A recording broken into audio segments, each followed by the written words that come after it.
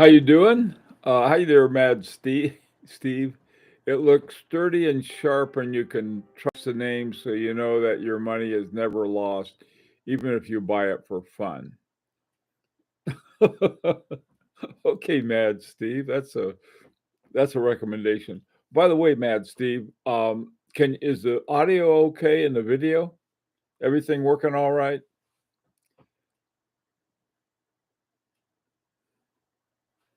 Yes, no? Can you hear me okay? Hi, Dominic. Audio and video all right? Hi, Hater, Homer, Tim, Louis. Hi, Louis. Oh, everything's okay. Good. That's what I need to know. Um, okay, now I, I, I generally I don't talk about watches that I don't own, and I don't. There's it's sort of like because I don't own a Rolex. Some people think I don't like Rolexes. It's not that. I've got nothing against Rolexes. They're very good watches. They work well, and they're extremely popular. All right, and that's good. Um, I I suppose people. I mean, it's sort of like, well, you got to have a Rolex. You got to have a Rolex, and the ones that I've mentioned, a lot of Rolexers don't like a Rolex fan. I happen to really like the Air King, and people say, well, it's not really what it's supposed to be. I said, well, the movement in the Air King is the same as it is in the Milgauss, and the Milgauss is really popular among Rolex fans. The reason I like the Air King is the way the history can go, or at least the one that I like is the one that goes to the Bloodhound Land Racer, and that was the dials were made by Rolex, and how in the world Rolex designers got involved in that on the instrument panel, not the clock, but the instrument panel on this Land Racer, and then it bounced back to Air King. That was great. So Air King is one I like, and I also like another one that seems to be unpopular, and that is the called the Yachtmaster 2. And the Yachtmaster 2, and then people go, I don't like the looks of the Yachtmaster 2. Yachtmaster 2 has one of the most interesting complications for a regatta countdown that I've seen. And I mean, really some very good horology in there. But so that's anyway. And in thinking about getting one, I always run across something else I like better, and so it's nothing against Rolex. It's not what I don't like; it's what I like better, and that's all it is. Okay, so I read this article today, and it was about Rolex, uh, and it said there were 9 reasons for the success of Rolex. Now, there are two kinds of successes we can talk about. One I'll call horological success, and the other one I'll call business success. Some of my favorite watches have had a very rough time business wise, but horologically they've been fantastic, and they always don't go together. I mean, it's sort of like somebody who wants to play in Carnegie Hall in a symphony and they find out that the records aren't selling as opposed to a you know some wild band that's very popular. Anyway, that's neither here nor there. Okay, so let's go down the list that they had and see which ones are important and why. Okay, first of all is fame.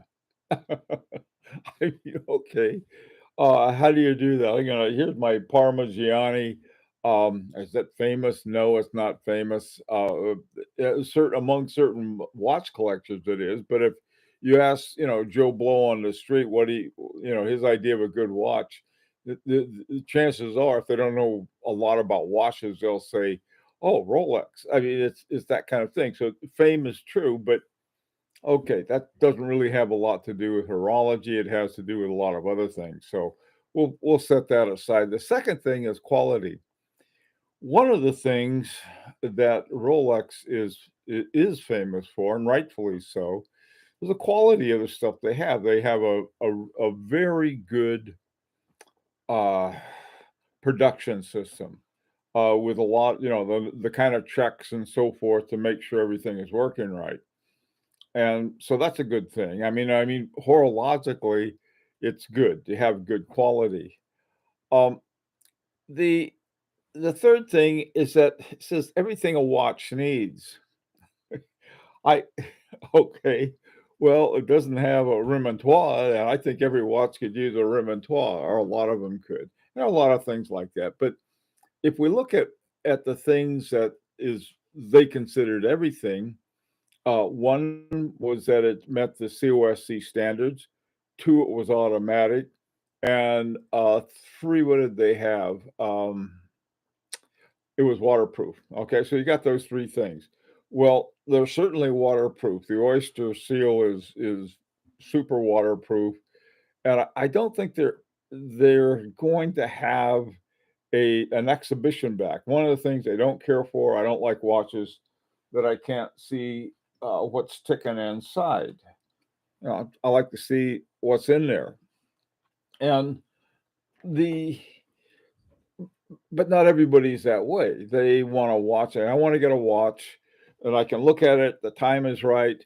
If I get it wet, I don't have to worry about it, that kind of thing.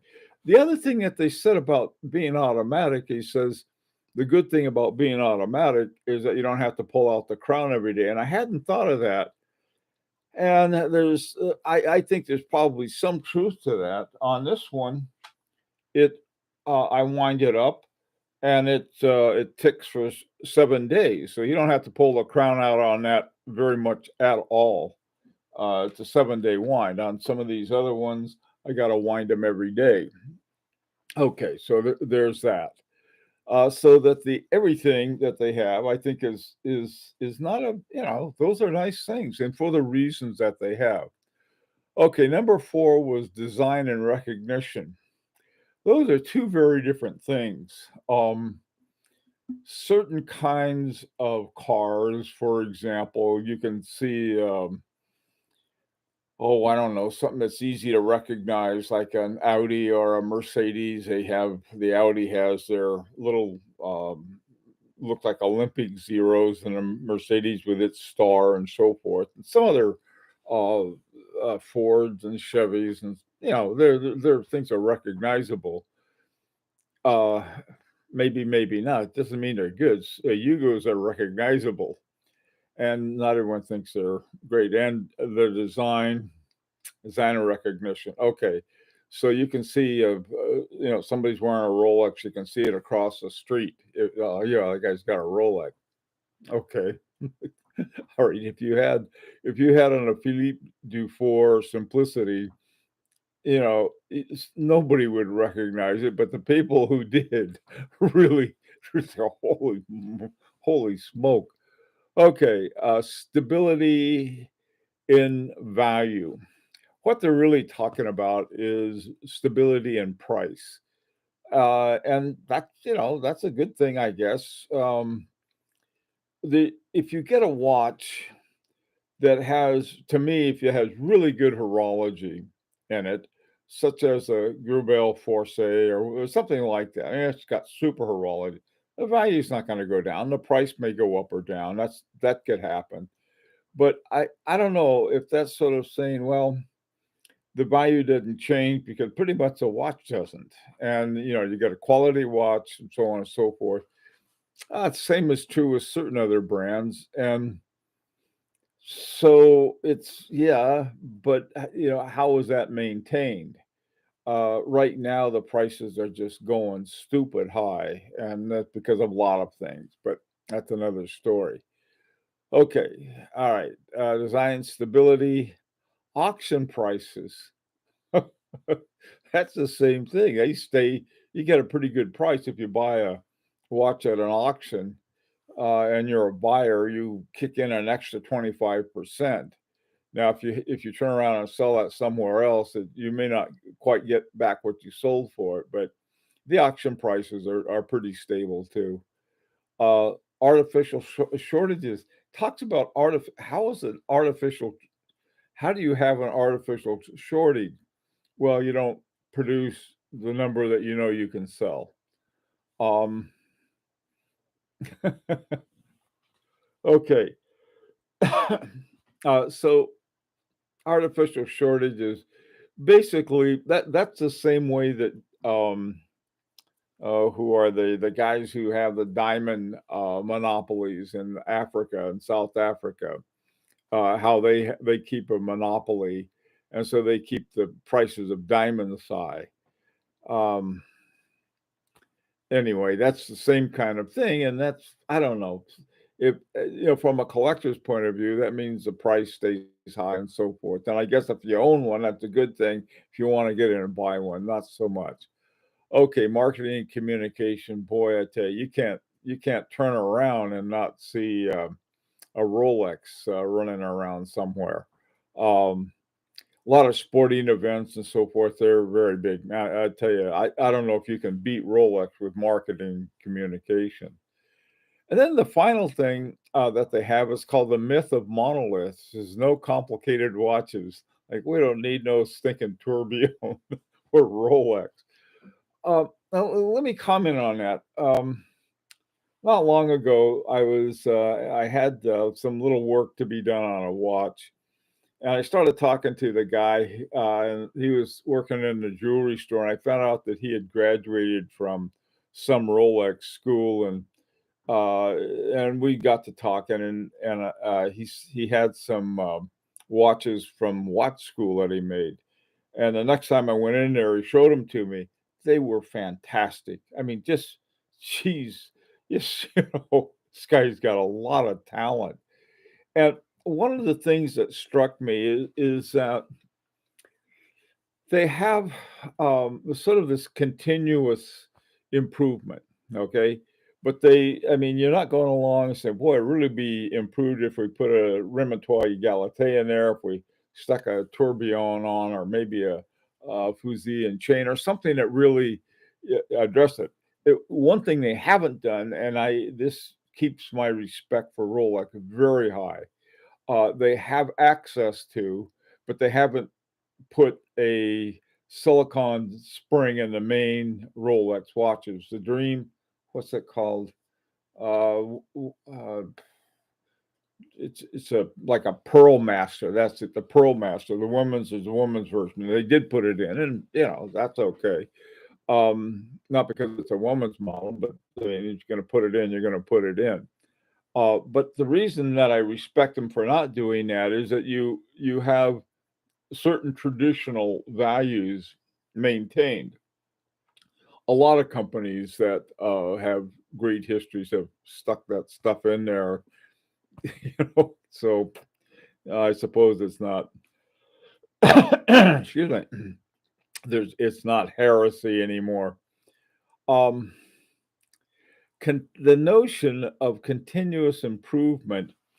There are a lot of different ways to look at it, and one way I look at it is that it's simply good economics in this respect. If you don't, I mean, from one year to the next, you're not putting in something really exciting into the watch. You don't have to retool things. It's very economical, and they have this continuous thing. And I don't know how they have their tooling set up, but some tooling is modular, and so you can, in fact, I'm sure quite a bit of it is. So anyway, so you have that, and but those most of the reasons that are given is because they're business reasons, and they're could be applied, I suppose, to just about anything. The hardest thing to do is to make them famous. Um, there are different ways of doing it. Uh, and for example, if you can get your mitts on a George Daniels watch, he's famous, but he's famous in a very narrow area. On the other hand, Rolex is famous on a very broad area. So anyway, it sort of was an interesting thing um, to look at this and you to evaluate it and saying, well, the really valuable thing is that they have a good business plan and it's working. The parts that I like about it is their insistence on high quality. That to me is important. What is not important is their total, not total, but almost total lack of i- what I would say very creativity, either horologically or design wise. The watch the Rolex I've always liked the best has been the Prince, and so this is sort of my thinking about Rolex. I met this guy, like I said, been to the Rolex school. This guy's got talent to burn. Just a young guy too. I think he was in his 20s and working in a jewelry store, fixing watches and stuff. But when you look at the Prince, this you can see this absolutely it was simple but gorgeous movement. And it's a shape movement.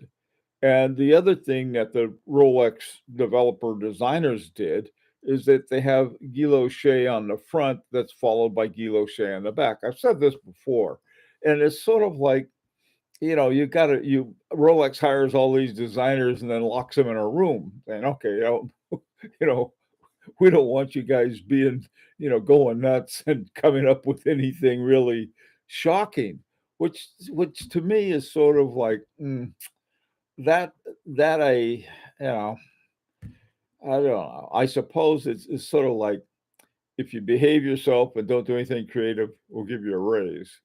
Something like that. Okay, I've said enough. I've probably got enough people mad at me, but that's just my view. Okay, what's going on? Uh, Innovation are all about innovation. Tiffany Blue. Sometimes you guys are. I can't tell sarcasm. Hey, Forbin, artificial shortages will never tank my beanie babies. Okay. Uh, they're like Guinness. Nothing's like Guinness, Owen. You're heresy, heresy. Okay, Truman, let's see. So I think the pricing is lower than in the US, likely.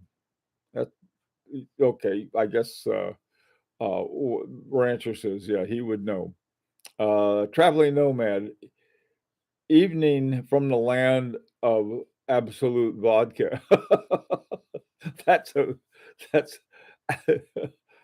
I probably said that wrong, too, Traveling Nomad. I got mine a couple of years ago for roughly 1K more than and I was delighted at that price. Okay, alright, so what are you talking let's see, 2006 was steel bracelet. Everybody's talking about the Rolex. Um Rolex is big into sponsorship. Yeah, they are, and they're they have people who are extremely smart about promotion, advertising. Even in my New Yorker, you know, I see they'll take up a back page of the New Yorker. I've seen an Omega do that too, but it's usually always surprises me for some reason. I always like to see a watch ad. Um, Hey, Homer, if you can sell 2 mil a year, why change? Well, Homer, this is to me. There's this sort of like there's slogans I hear a lot. One slogan is don't reinvent the wheel, and the other one is if it ain't broke, don't try to fix it. As a business, I couldn't agree more. But and I guess you have enough people, clearly, you got enough people. I mean, you got a business model that works. Now, I'm not saying that. What I'm saying is this, what I'd like to see, and, Rolex always listens to what I have to say. Something well, they had let me go back to the Prince. Some years ago, they had the Prince, and they got rid of it because it wasn't people didn't like it. I guess Rolex owners didn't like it. And then they came back, I think 2004, sometime like that, and they brought the Prince back. And, it was to me, it was a very interesting watch, okay? I mean, this was special, and it was really nice, and I was thinking of getting one, but like I said, every time I think about getting a Rolex, something else sort of catches my eye. I'd rather have that." And so, like I said, nothing against Rolex, it's just the way it happened. Um, Michael sold my car for an 1815 Chrono. I don't know what that is. 1815. I for some reason 1815 sounds like Alonga or Breguet. I'm not sure what that is, but yeah, I can see that. I've got a watch I could sell and I could buy my buy a car. Stoneful. I never thought I would see Rolex here. Well, Stoneful, it was sort of like, I guess it looks like here. I don't think there is or there should be any kind of heresy. It was to me, it's sort of like, oh, here you got this crazy popular watch, of good quality too. And you had the guy lay out everything. Why don't the other watch companies do the same thing? Have quality and, and then keep the quality that they have. Don't change anything because it's working. As a business, as horological creativity, though, is something that they could do. They could have one little department that says, "Okay, guys, go nuts, and let's see what you can do with the mechanical," and because they can afford it. I mean, my God, as somebody pointed out, their promotions. You know, you go to everywhere and you see Rolex this or Rolex that, and they're pretty classy events. They don't do it for mud wrestling, my sport, or something like that. You don't see for some reason they don't advertise Rolex there, but uh, they know what they're doing. And I'm not trying to say, gee whiz, you're doing it wrong. No, they're making a lot of money selling a lot of watches, keeping a lot of Rolex lovers very happy, and that's a good thing. What I'm saying is that unlock that room where you feed these great watchmakers that you've hired or trained and let them do something, really neat with just a little corner of it and have one of those come out just to sort of say, "See, guys, look what we can do." Um, okay, yeah, the Sheldon, the brand, though, craftsmanship through craftsmanship inadvertently assumes value that rivals currency. Yeah, that's how come I refer to them as Bitcoin. I know people, I really do, that use them nothing but for that. They'll buy one. This one guy in particular I know who can get really good deals and stuff. They want this guy to have their watches, and he gets them and turns around and sells them for a couple $1,000 more, whatever it is. And so, yeah, you're right. It is a type of currency. Um, the rancher quick wristwatch check. Right. Okay. Hi, Mark. Uh, hey, how are things in New Zealand? You're currently in Australia. I know there's a difference. Visiting the Aussies. Rolex equals Toyota Corolla. Flip and Zippo, there is a point. Toyota Corolla are, you know, there are a lot of cars that make really good cars, and they sell a lot of them. They make a lot of money, and I think Toyota Corolla is not bad, and there's nothing wrong with that. I mean, people say, "Well, that's not, you know, Toyota Corolla is not very fancy," and somebody sees a Rolex and they say, "Hey, that guy's got a good watch." Okay, hey, Mark, wristwatch check. Oh yeah, this is a wristwatch check for the rancher. This is my Parmigiani Fluier Culpa Grande extra large, believe it or not. And this watch we have this spring-like weather, and I was out walking, so I got to wear that. Um, but aren't the industrial grade volume manufacturers. Okay. Mark, how you doing? There's the man. Mark, uh, You had something I was looking for yesterday on FPJ Friday, and it never appeared. Mm-mm-mm. Okay, let's see. IWC. Yeah, here's the thing, Sheldon, with your IWC. IWC, if you go and you look at the movements, they've got a number of the IWC movements were nothing but ETAs and with a different name, and that was very disappointing to see. But they sort of seem to have two levels. And I said, well, they're really not ETAs because we said some magic word over them, and they're and they're actually so-called in-house movements. The real in-house movement costs a lot more. Thing I like about Rolex, you get a Rolex, you know what you're getting. You're getting a Rolex movement. Uh, and they're good movements. I mean, like they say, they're waterproof and uh, COSC and so forth.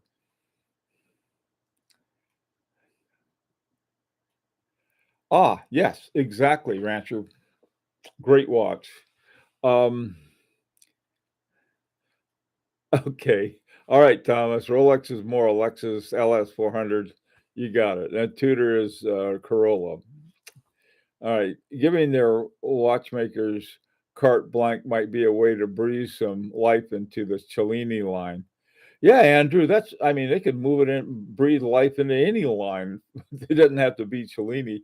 I like to see them. You know what they ought to do is revive the prints and say, okay, guys, let's see some interesting movements and things, and we'll just put it in the prints. And we know we're not going to sell a lot, but that looks like we're more horological. In fact, they could even have one in high horology.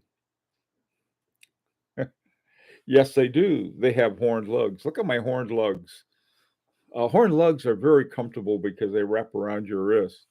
Okay, Dominic, what's that? Rolex mostly express their imagination on gym settings and keep the movement the same. Okay, I was,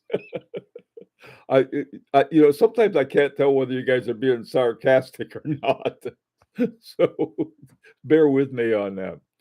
Okay, Rolex is an image which can't change at the risk of losing lots of customers, and this is why they're really innovating with Tudor. That's a good point, John. I don't think though if they had a little side room that said, sort of Cellini Prince room where they try different things out, I don't think they'd lose customers. I mean, as long as somebody could go in there and get their sub, they'd be happy. Um, Homer, anyone have an experience of that's I've had one of those. Let's see. Camille Forme used JR before. Now if Tudor needs to make something other than the Black Bay. I'm tired of seeing the Black Bays. Neff, the interesting thing about that, the Black Bay keeps winning either the challenger category in the Grand Prix d'Horlogerie is that it would be, they don't want to change them too much. I mean, for Rolex, that might be considered, boy, we're really changing them a lot. I don't know. Uh, Hebdo on a bracelet for 3,500. That sounds good, Rancher. Sounds very good. Rolex should bring back the perpetual calendar. Can't remember the reference. This goes with one of the things that they had on that list that they don't do. Now they said they don't like tourbillons, remontoires, repeaters. They don't do those. I think they probably feel the same way about a perpetual calendar. That's my hunch anyway. Um, the three big things for them is that's why all of their watches are automatic.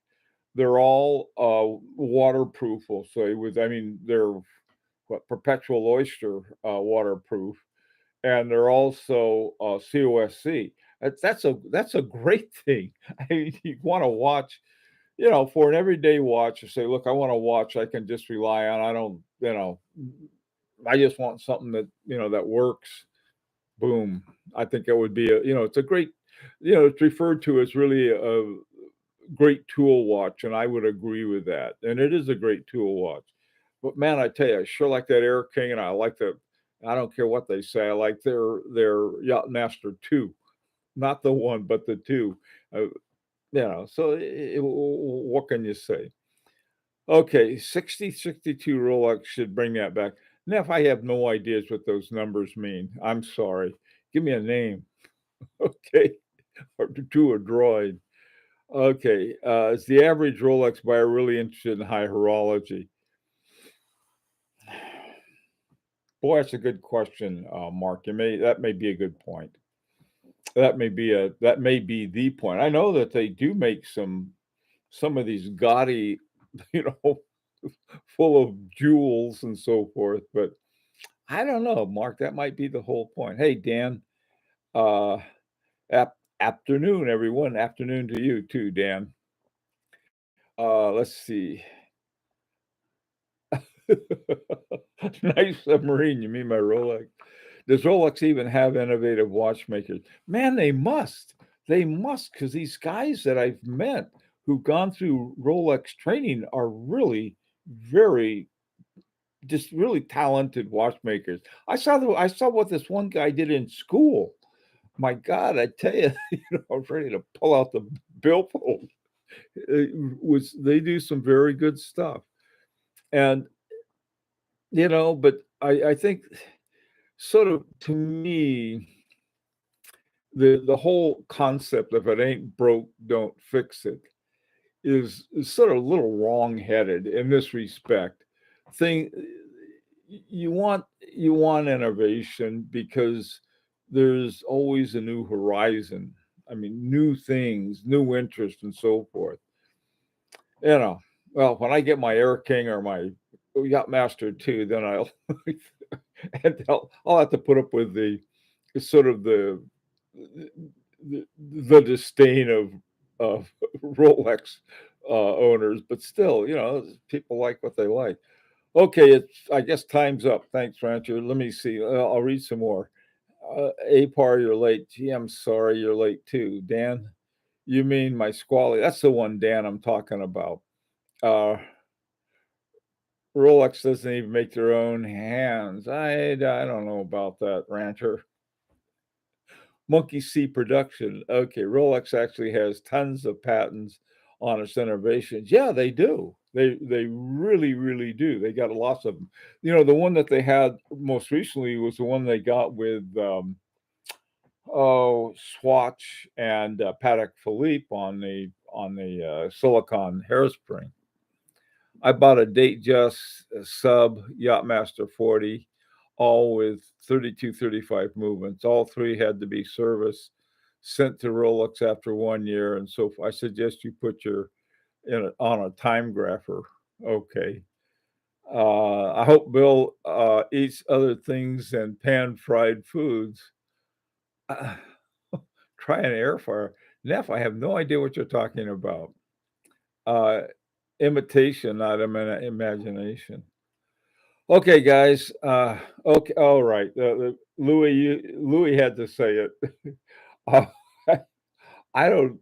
The playoffs up to the Super Bowl have been so spectacular. I think everyone is hoping for a spectacular Super Bowl.